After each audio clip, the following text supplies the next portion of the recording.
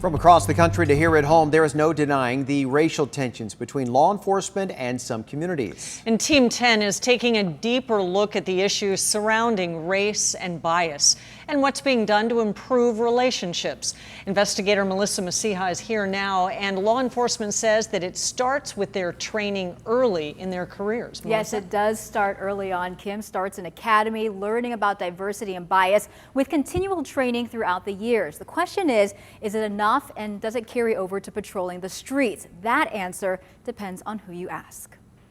Hands up, don't shoot! We've seen it. Outrage over officer-involved shootings. What do we want? Justice! When do we want it? Now! In communities of color.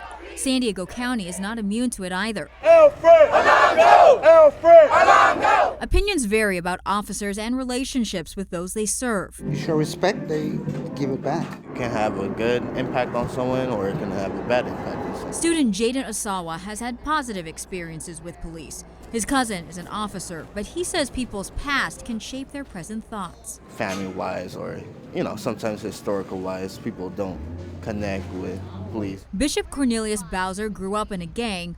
I was up to no good every day. But turned his life around. He's now a local activist, vocal about what he calls inequities in policing. That includes over-policing with more negative than positive interactions. The community is saturated with law enforcement. They're looking specific for specific people.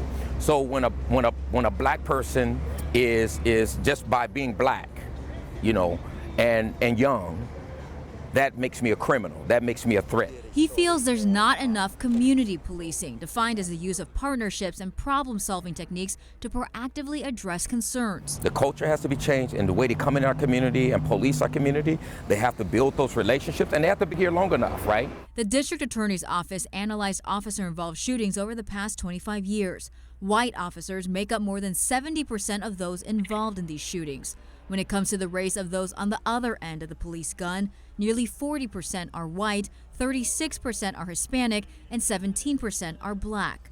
Bowser points out the population of black people is far less than that. It's about 6% in the county, according to latest U.S. Census numbers. Black people, they're the ones that get stopped the most. They're the ones that cars get searched the most. We interviewed the heads of the 3 largest law enforcement agencies in the county to ask them their strategies on racial bias training and diversity. What I try to focus on is who we're recruiting. We're constantly evaluating our training. It's really all about people and relationships. It starts in the academy for all local law enforcement with more than 20 hours of cultural diversity training. Then there's continuous professional training every couple of years. In the sheriff's department, we always put a block, 2 hours, 4 hours of cultural diversity training. Do you feel that that is enough? Well, right now I think it's enough. We can always do more. I asked about the department's staffing. About 54% of its sworn personnel are white, 6% are black, 31% are Hispanic. Sheriff Gore says it's close to representing the population in the sheriff's jurisdiction, but not quite there. We're not exactly where I'd like to be right now, but it's a time-consuming process. The law enforcement leaders we spoke with agreed a diverse staff helps with working with a diverse community. When it comes to that diversity, are you where you want to be? I'm not, and that's one of the things that we have really been focusing on. San Diego Police Chief David Nislight said that and community policing are top priorities. He does not agree with criticism that there's a lack of community policing in the department. Look at this police department, everything they do, all the different problem-solving meetings they go to, all the different events they go to. For Chula Vista Police Chief Roxana Kennedy, she spoke about implicit bias training her entire department went through, put on by the Anti-Defamation League. It's designed to reduce the influence of bias in interactions and decision-making. It makes you become more aware. Our community is telling you we don't feel safe. With racial tension not a new concept with police. How do you ease that tension?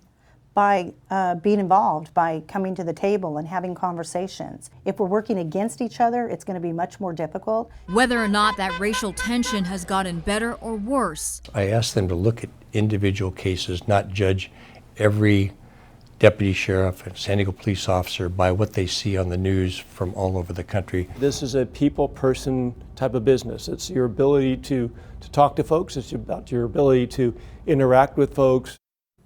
We asked each department's diversity training and breakdown of officers by race. We have that posted on our website, 10news.com. Most departments cooperated, but El Cajon and Escondido Police did not release any information for this story. Escondido Police actually told me they would not be responding. The chief, Sheriff Gore, Chief Nislight, and Chief Kennedy had much more to say, including how social media has changed things. Their extended interviews are also on our website under the Transparency Project. I'm Melissa Messiha, Team 10.